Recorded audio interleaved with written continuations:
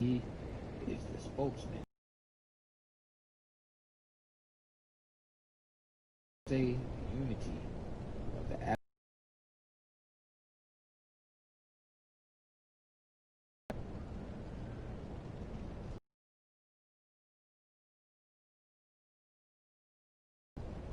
Huh. Huh.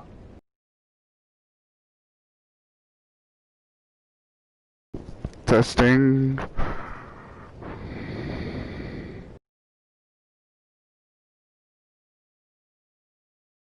Testing.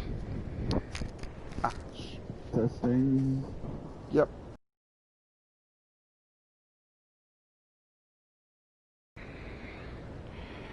Okay, let's just edit this.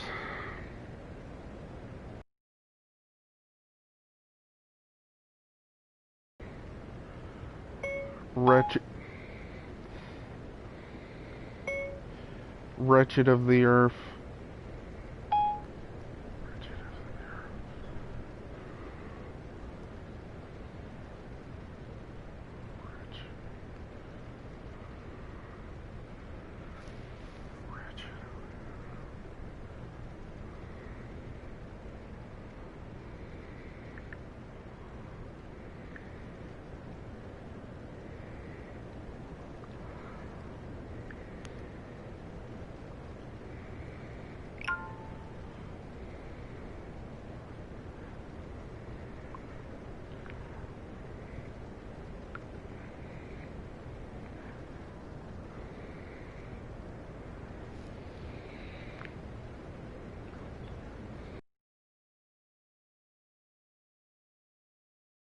Let's read Wretched of the Earth together.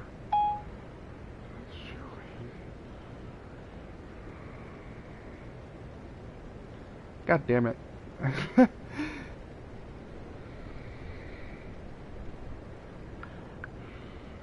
Okay, self-promoting.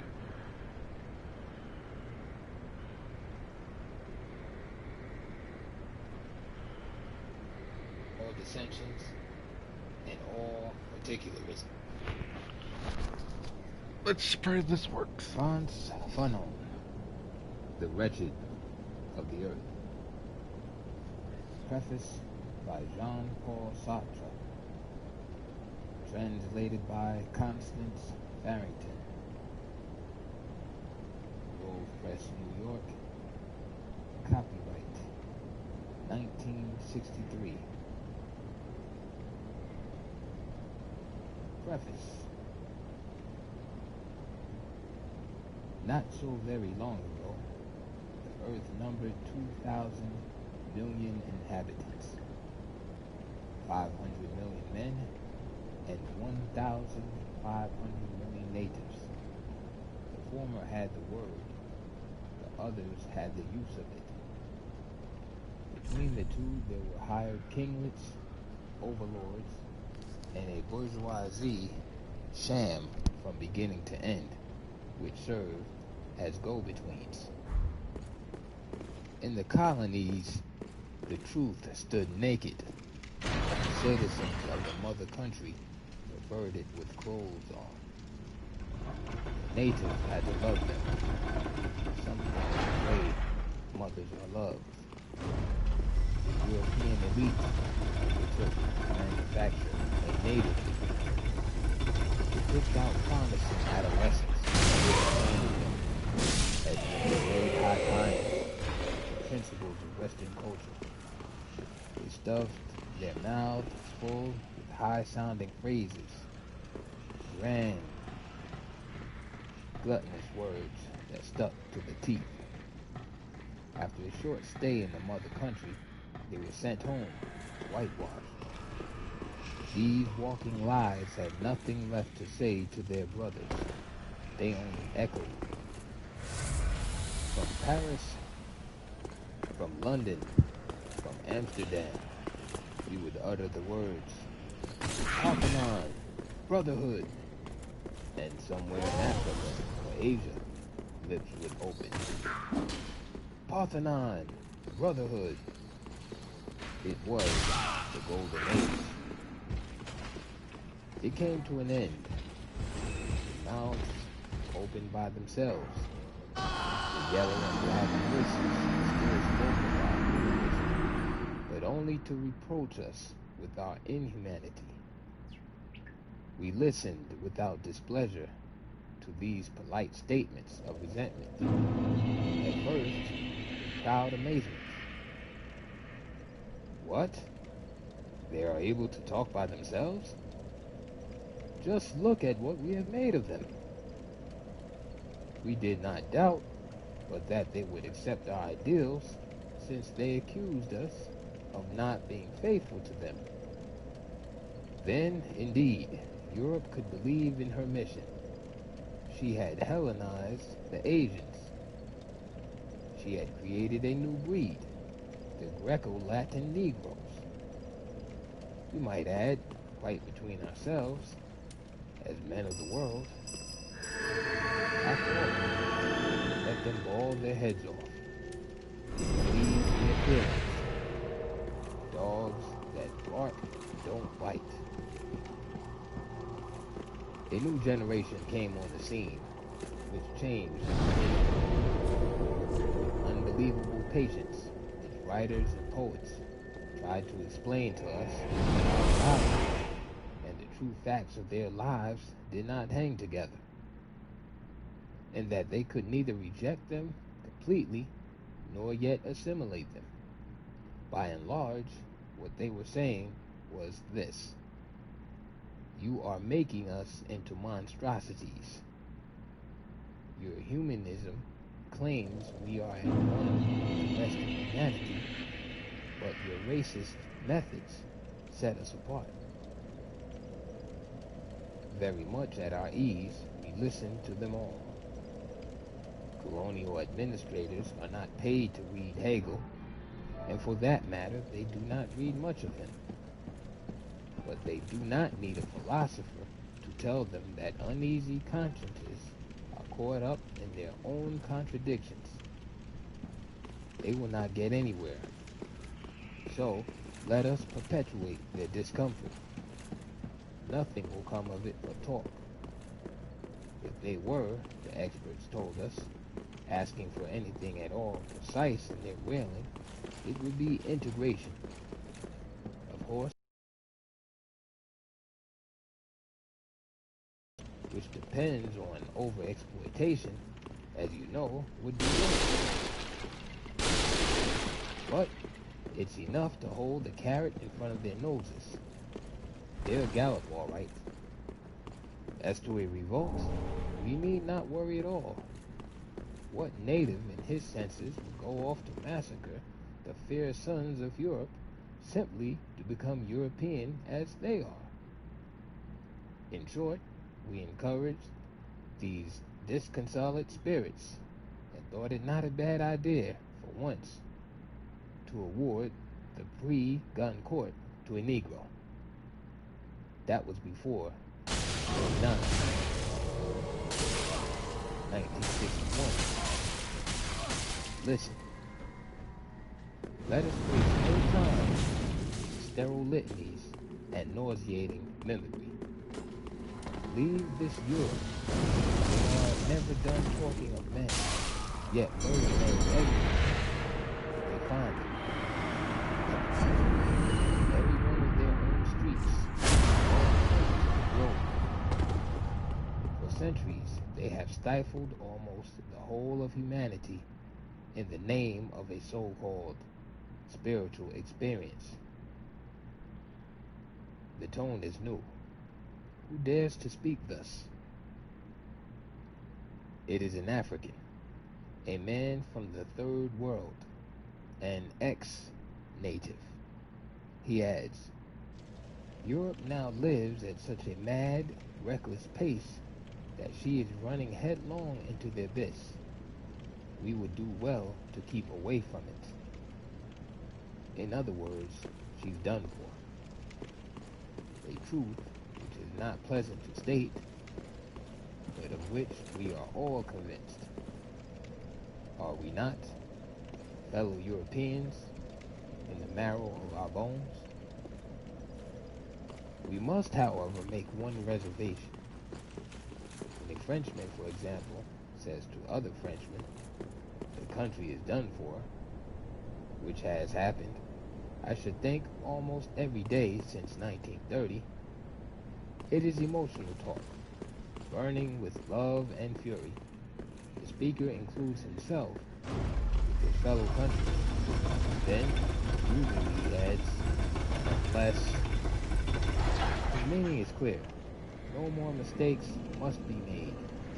If his instructions are not carried out to the letter, then and only then will the country go to pieces. In short, it is a threat followed by a piece of advice, and these remarks are so much the less shocking in that they spring from a national intersubjectivity. But on the contrary, when Fanon says of Europe that she is rushing to her doom, far from sounding the alarm, he is merely setting out a diagnosis. This doctor neither claims that she is a hopeless case, miracles have been known to exist, nor does he give her the means to cure herself. He certifies that she is dying on external evidence, founded on symptoms that he can observe. As to curing her, no, he has other things to think about. He does not give a damn whether she lives or dies. Because of this, the book is scandalous. And if you murmur, jokingly back,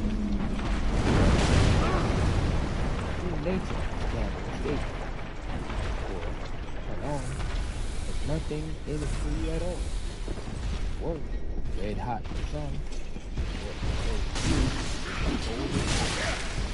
Each of you off. The black Goncourt and the yellow nobles are finished. The days of colonized warriors are over. The next native then that language the new requirements speak colonized language. Natives of all underdeveloped countries unite.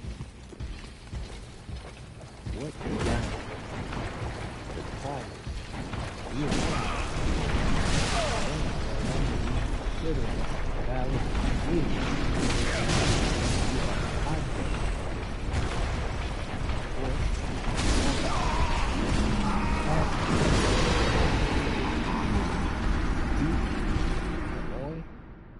Madagascar, but he does not waste his time in condemning them. He uses them. If he demonstrates the tactics of colonialism, the complex play of relations which unite and oppose the colonists to the people of the mother country, it is for his brothers.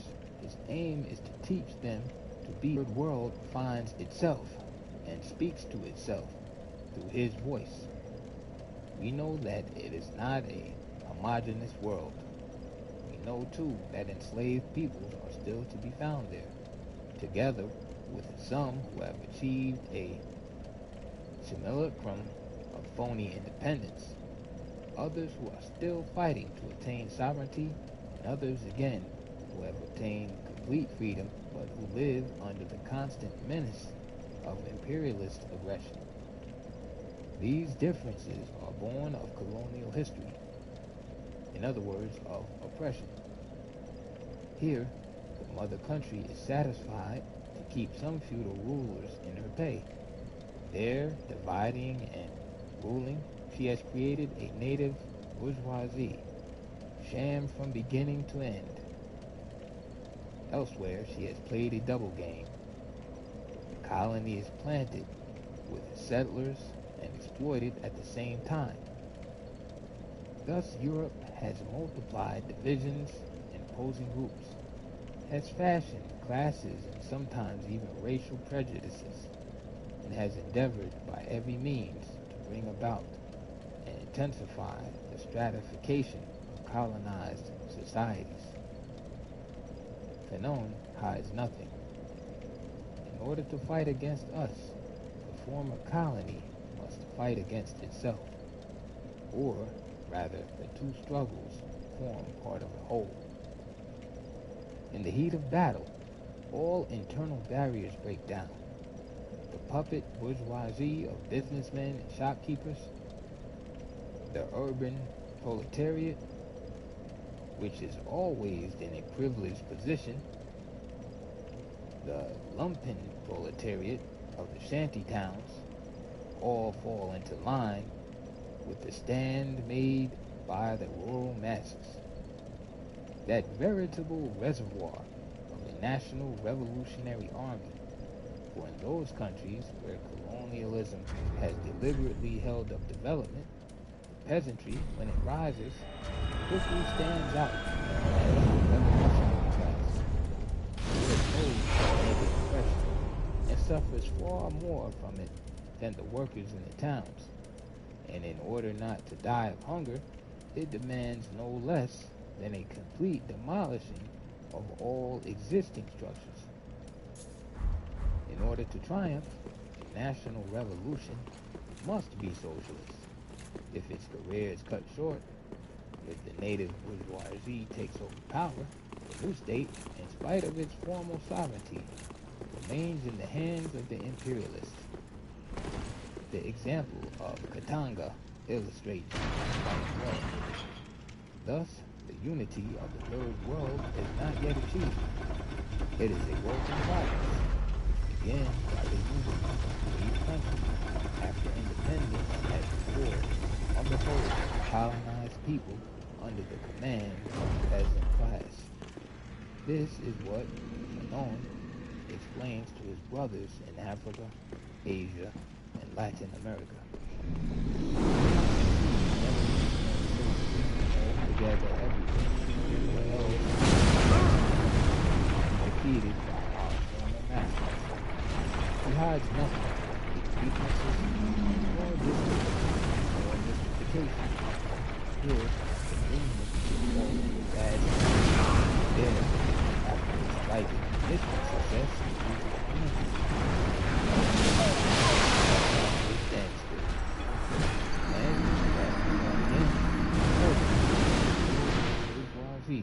overboard. The reader is sternly put on his guard against the most dangerous will-o'-the-wisp, the cult of the leader and of personalities. Western culture, and what is equally to be feared, the withdrawal into the twilight of past African culture. For the only true culture is that of the revolution, that is to say, it is constantly in the making. Fanon speaks out loud. We Europeans can hear him. As the fact that you hold this book in your hand proves, is he not then afraid that the colonial powers may take advantage of his sincerity? No, he fears nothing. Our methods are out of date. They can sometimes delay emancipation, but not stop it. And do not think we can change our ways. Neo-colonialism is a lot of hot air. The third forces don't exist, or if they do, they are only the tin-pot bourgeoisies that colonialism has already placed in the saddle. Our Machiavellianism has little purchase on this wide-awake world that has run our falsehoods to earth one after the other. The settler